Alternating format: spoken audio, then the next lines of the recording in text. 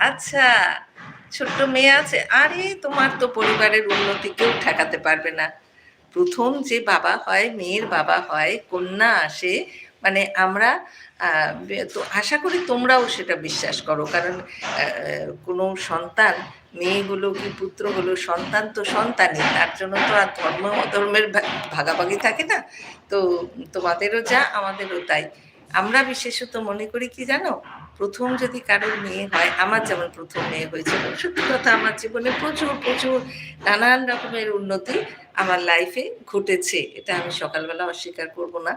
তো আমি খুব বিশ্বাস করি, আমরা খুব বিশ্বাস করি, বা জীবনে যদি ১ম যদি কন্যা আসে, অর্থাৎ মেয়ে আসে জীবনে, উন্নতির পর উন্নতি হবে।